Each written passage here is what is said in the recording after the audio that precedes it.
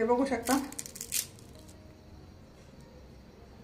खूप छान झाले, तसे एकदम कुरकुरीत मस्त। हे बघा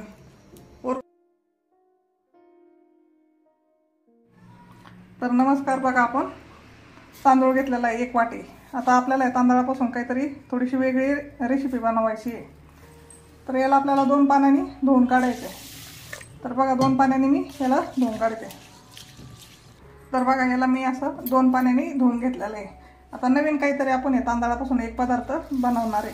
तर त्यासाठी आपल्याला या तांदळाला आहे ना 3 ते 4 तास आपल्याला याला भिजून द्यायचे। 4 तासाच्या नंतरच आपल्याला हे वाटायला घ्यायचे, म्हणजे कमीत कमी 3 ते 4 तास याला भिजून द्यायचं। तर आपण याला भिजून देऊ 3 ते 4 तास आणि झाकण ठेवून देऊ। तर बघा आपण हे 3 ते 4 तास आपण 4 तास भिजवलेलं आहे। आणि चांगले तांदूळ जर भिजले ना तर पेस्ट चांगली होते। बघा त्याची मिक्सरच्या भांड्यामध्ये काढून घेऊ आपण। मस्त भिजते बघा 4 तासामध्ये। तुमच्याकडे वेळ नसेल तर तुम्ही कमीत कमी 3 तास तरी याला भिजून द्या। याची मस्त बारीक पेस्ट करून घ्यायची आपल्याला। तर बघा आपण अशी बारीक पेस्ट करून घेतलेली आहे। आता तुम्ही बघू शकता अशी थोडीशी काहीतरी रवाळ पेस्ट आहे बघा ही। तरी आपण दुसऱ्या भांड्यात काढून घेऊ।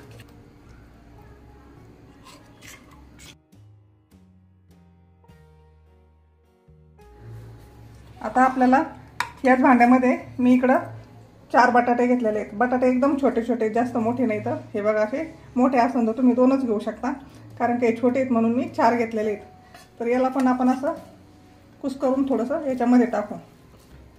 असे कुस करायचे, कारण की अगोदरच मी वाफळून ठेवलेले आहेत बटाटे। फोडून टाकले ना तर पेस्ट चांगली होते बघा, एकदम मस्त होती। असे आखाले नाही टाकायचे, असे कुस करूनच टाकायचे बघा याच्यामध्ये। तर याच्यात पण आपण थोडंसं 2 चमचे पाणी घालू, म्हणजे पेस्ट चांगली होती बघा। कारण का बटाटा आहे ना चिकट असतं, त्याच्यामुळे थोडंसं पाणी घालायचं आपल्याला। आणि याची पण आपल्याला बारीक पेस्ट करून घ्यायची। हे बघा आता याची पण आपण 2 चमचे पाणी टाकून पेस्ट केलेली आहे। हे पण आपण याच्यामध्ये टाकून घेऊ।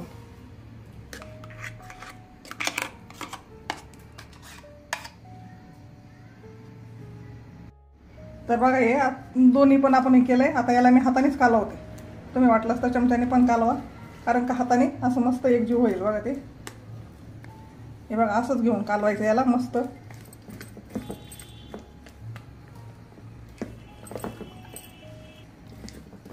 हे बघा असं आपण दोन्ही पिठं असे एकजीव केलेले आहेत, बटाटा आणि तांदूळ। तर बघा तुम्ही याची हे असं आहे। आपल्याला भजे तोडता आले पाहिजे, अशाच पद्धतीने आपल्याला हे बेटर करायचं आहे बघा। जास्त पातळ नाही झालं पाहिजे आणि घट्ट पण नाही एकदम। हे बघू शकता हे असे भजे धरले ना तर असे आपण तोडू शकतो याला, असे पडले पाहिजे भजे।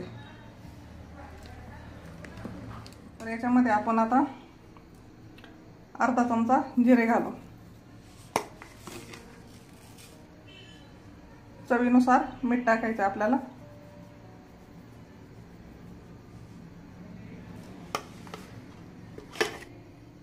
4-5 हिरव्या मिरच्याचे तुकडे केलेले आहेत मी, ते पण टाकायचे आपल्याला।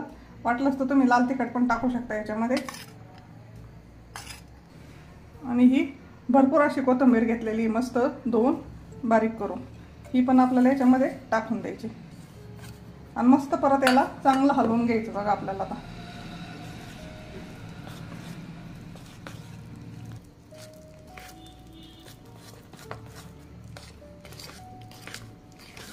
सगळं मीठ आपलं जिरे सगळं एकजीव करून घ्यायचं आपल्याला हे।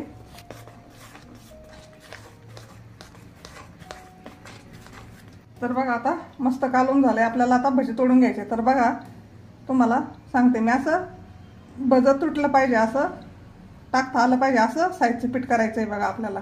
याच्यात कुठलाही सोडा किंवा इनो वगैरे काहीच वापरायचं नाही आपल्याला।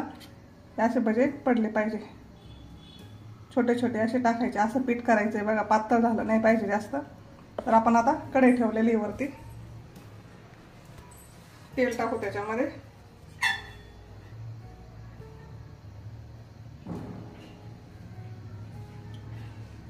तेल तापलंय का बघूया आपण, त्याच्यात एक सोडून बघू।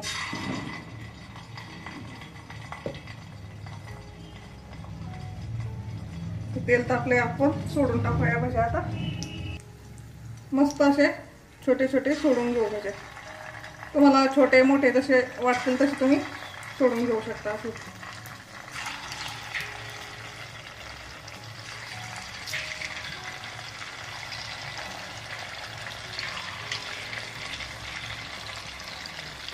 खायला तर एकदम छान लागतात बघा, एकदम मस्त. त्याच्याबरोबर चटणी किंवा टमाटे सॉस याच्याबरोबर तुम्ही असे भजे खाऊ शकता.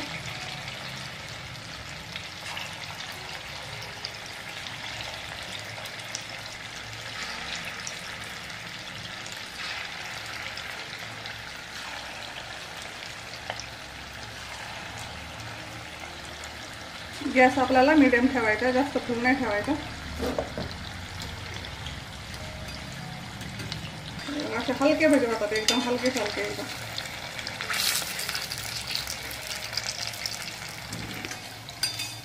आता पहिल्यांदा मी थोडेच टाकले तर सोडून बघितले तर, कारण की बघा कढईत गेल्यानंतर हे जरी चिकटले ना तर कढईत गेल्यानंतर हे तळल्यानंतर सुट्टे सुट्टे होतात बघा असे मस्त.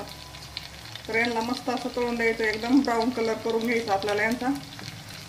असे असे मस्त एकदम क्रिस्पी होतात बघा, कडक भजे होतात छान एकदम. हलवून घ्यायचं यांना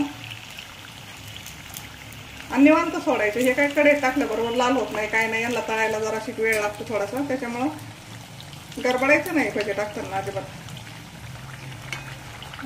कढईत गेल्यानंतर असे सुट्टे करून घ्यायचे, सुट्टे होतात ते. कारण काही चिकट असतं ना बटाट्याचं तांदूळ आणि ते चिकट असतं, त्याच्यामुळं हे चिकटलं जातं. खायला तर एकदम कुरुम कुरुम लागतात बघा, एकदम कुरकुरीत भजे असतात हे खायला.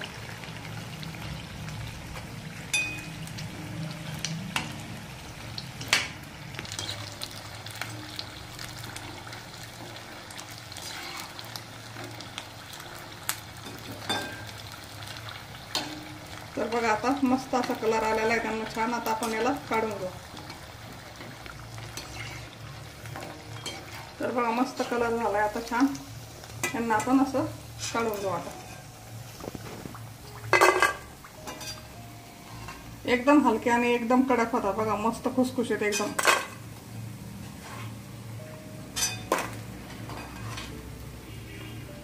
बघा किती मस्त कलर आणि किती मस्त दिसतात, एकदम छान. दुसरे पण आपण आता लगेच सोडून घेऊ. आता मी याला हाताने सोडते, असे बारीक बारीक हाताने काढते.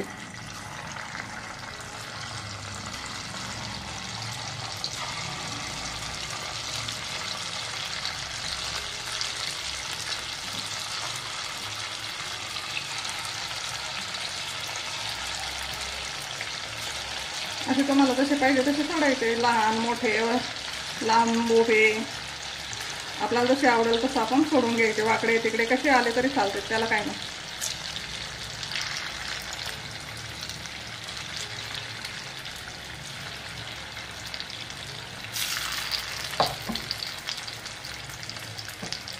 लगेच नाही हलवायचं यांना, थोडंसं तळून द्यायचं. गॅस मिडियम ठेवायचा आणि नंतर हलवायचं आपल्याला याला. तर यांना आपण असं हलवून घेऊ. हे बघा आता आपोआप निघतात बघा लगेच असे. नाही का बघा सगळे निघले येतात. मस्त तळून द्यायचं यांना आणि तळल्यानंतर हे एक एक सुट्टं नंतर होतं बघा. यांना लगेच नाही काढायचा प्रयत्न करायचा आपण. थोडेसे पलटून टाकले ना मग हे जर चिकटले असेल ना तर लगेच निघतात बघा. त्यांना असं उलट पलट करून घ्यायचं, कारण का एकदम क्रिस्पी होतात बघा, एकदम मस्त भजे होतात.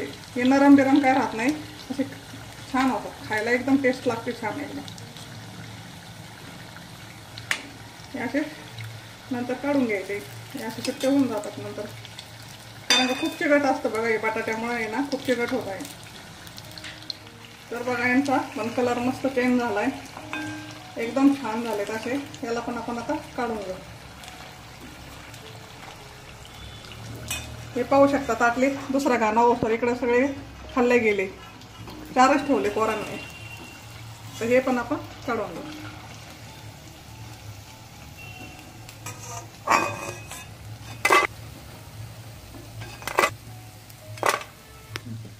अशा प्रकारे आपण सर्व भजे काढून घेऊ.